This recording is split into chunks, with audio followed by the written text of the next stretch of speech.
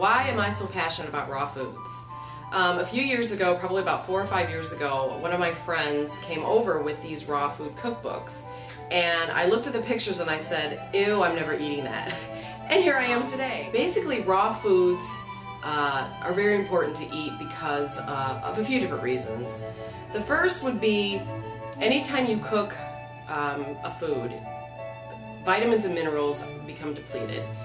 Vitamins such as water-soluble vitamins such as vitamin C, B vitamins get destroyed, sometimes up to 90%. If you're going to cook your food, don't overcook it.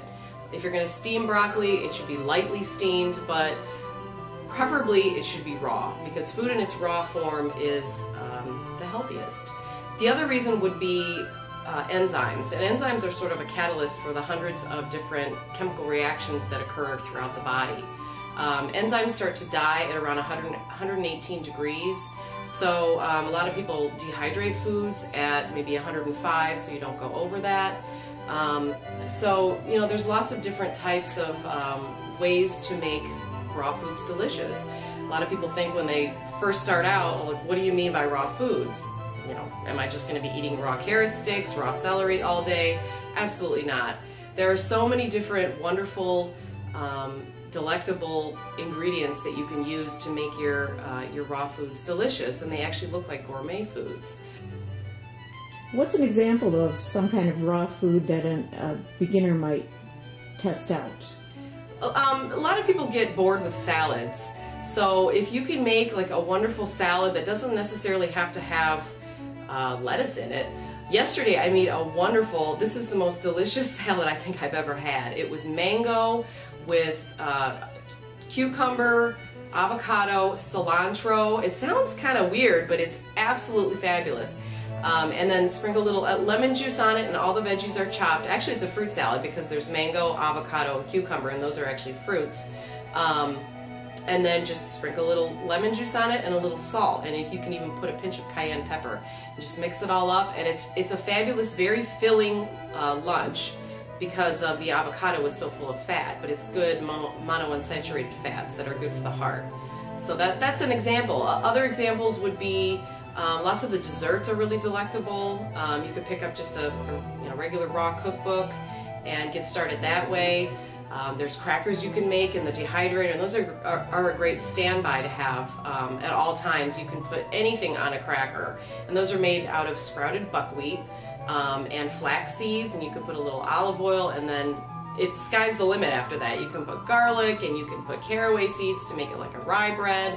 You can put avocado on that and tomato, and it's really, the sky's the limit. There's so many wonderful recipes out there that you can make with raw food. I keep hearing that organic food is the only way to go if you're going to go raw, and I really don't understand why. Why organic?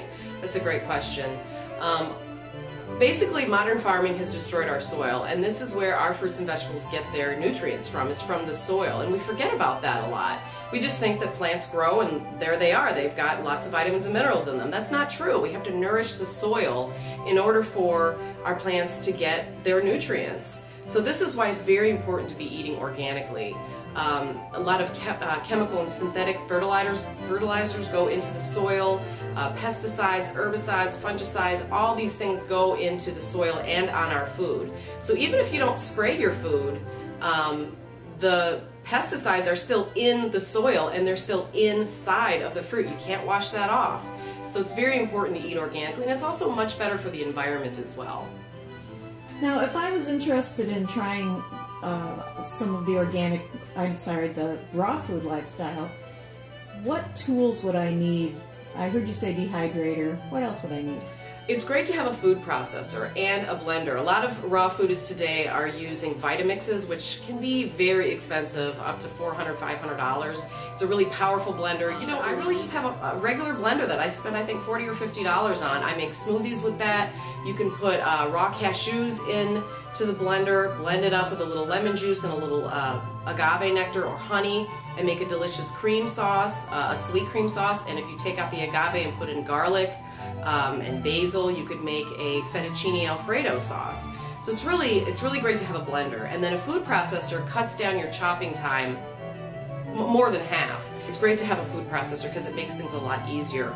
A really great quick recipe that I absolutely love is just take an avocado, smash it up with a little cilantro, garlic, and lemon juice, and then you could chop up some tomato, cucumber, red pepper, and then take a collard green, a flat collard green, take out the spine, and wrap that up. And there you go. It's a really quick lunch. It's full of enzymes, vitamins, and minerals, and it'll make you feel great. So, a dehydrator, a blender, a food processor, anything else? That's pretty much it. I would say a chopping board and a nice sharp knife, and you're good to go. You really don't need to have much more than that because you won't be, having to cook in pots and pans. You won't have to wash all these greasy dishes. It's really, it's for people who don't have a lot of time to cook. Sometimes when you make foods and you have to stick something in the oven, you have to wait for a half hour, 45 minutes for it to be done, and then you have all this preparation beforehand. With raw foods, you just throw a bunch of veggies into a food processor, process them up, throw it into a wrap, and you've got your lunch. So it's really, really quick. So it's not time consuming, really. It's just a new way to look at food. Exactly. A lot of people think that raw foods are very time consuming, and they can be if you get into the more gourmet foods. Because presentation is important if you're going to be entertaining. But as far as everyday lunches, when you're not dressing it up and you don't need it to be, fancy looking, throw a bunch of stuff together and you're fine. I mean, it's really not a lot of work. And one thing to keep in mind is to have a lot of dehydrated foods on hand, just for that reason, so you're not chopping every day. If you've got a busy day going on, just grab a few crackers, throw some stuff on it, have a little salad on the side, and you've got your lunch.